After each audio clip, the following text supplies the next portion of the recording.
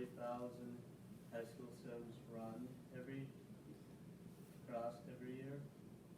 As of 2018 through 2019, for boys there has been 269,295 that have ran. For girls there have been 219,445. So now I'm going to talk about some famous runners that ran cross. One of them that ran at the University of Michigan, and he holds the America's fastest mile under 4 minutes, which I cannot run. His fastest time is a 14:25 for a 3-mile race, which I don't know if Coach would want me to do that. Number one is Nathan Ritsema, won the NCAA cross-country champion. He's also a 3-time USA cross winner, and his fastest time is a 14:44. And Lynn Jennings, she dominated in the 1990s, and she won the USAA cross champ 9 times in a row, which is crazy, which is really hard. And she won the IAAF World Cross Country Championship 3 straight years in a row, which is crazy. So the difference between high school and middle school. So high school runs 3.1 miles, and middle school runs just 2 miles. And the course, like depending on what school you go to, the race course can be different. Like it can be hilly, flat, or like really bad condition, like Pine River. And yeah. So for the training and the equipment, you really don't need a lot of training. All you need, you can run by yourself, and depending what school you go to, you get a uniform. And sometimes they provide it, or sometimes you have to get like your own shorts, which I know we have to. And one of the most important things to do before and after running is to stretch really good, because if you don't, your muscles will get tight and they will cramp. And I know I'm talking, or did not stretch after a track meet, and I regretted it. And Coach is nodding his head, which he's right. It takes a lot of discipline and hard work to run these races. And yeah. So there isn't a whole lot of strategy for cross. Like one is that you can one example is that the top 3 teams in the region will qualify, need at least 5 runners in order to finish. Another example is that sometimes the coach wants the runners to run in the front or in the back, depending on the team, depending on the runner's individual skill, and they can run at their own pace. And it takes a lot of endurance and resilience to finish the race. So I'm going to talk about when I started running. I started running cross since 5th grade, and the reason I started running is that 4 of my 5 sisters run, and one of them is sitting here. One of them also sitting here that doesn't run. The youngest. Sorry to laugh. And my sisters run the Traverse City Bay Shore Marathon, and one of my sisters last week asked me if I'm gonna never mind. I'll talk about that later. The reason I like doing it because it keeps me in shape, and I make a lot of great memories with my friends and coaches. And so when I run by myself in the off season, I listen to music because I try to run at the beat of the music.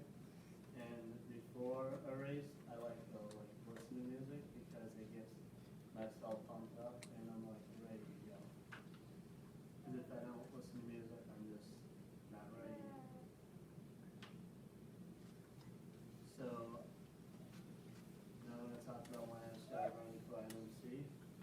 I started running here in sixth grade, all the way to my current year, which is senior year.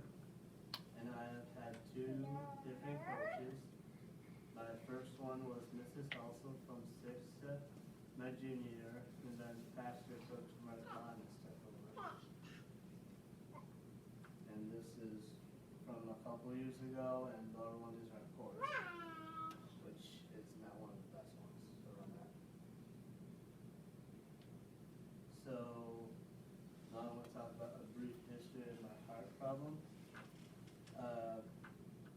So when I was in China at New Day Foster Home, I was in God's hand because the place I was at had the money and materials to do the heart surgery, and I am thankful that I'm alive. And if I wasn't, I wouldn't be here. And the heart surgery that was done on me was made into a movie, which is something the Lord made. And the doctor's name is Alfred Blacklock and his assistant Vivian Thomas. And they're trying to figure out how to save babies from the heart defect of tetralogy of flow at the Johns Hopkins Hospital. And the babies were known as the blue baby syndrome. And yeah, the two doctors were different colors of race, so they had to put aside their differences and work together, despite it was a different time back then. So my relationship with God, in 2 Timothy 4 verse 7, it says, I fought the good fight, I have finished the race, I have kept the faith, which means we are to persevere and continue, even though life is tough. So my relationship with God right now is a work in progress, and like I'm still working on it. And being at NMC has helped me like grow on it and going to church.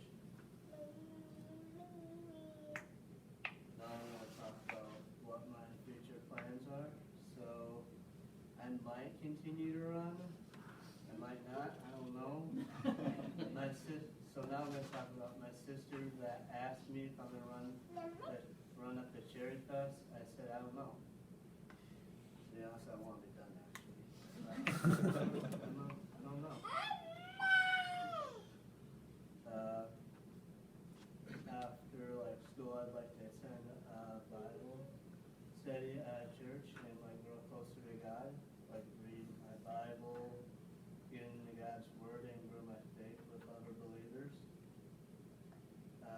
I'm going to join the workforce, and I would like to be a computer technician, which is like fixing computers and like doing the hardware, not the software. Or I would also like to do robotics, which we're doing right now, and it's actually fun, and you're learning a lot than sitting in class. Or another one is that I'd like to be assistant coach for a college or NFL team. And that's it. Thank you for coming.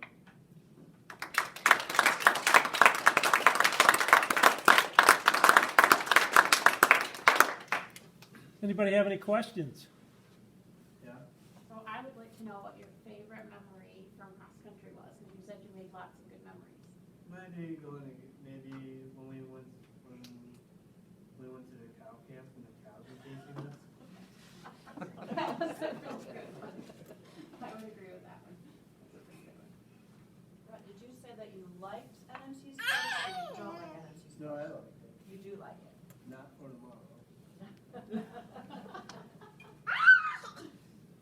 So I'm gonna do my best.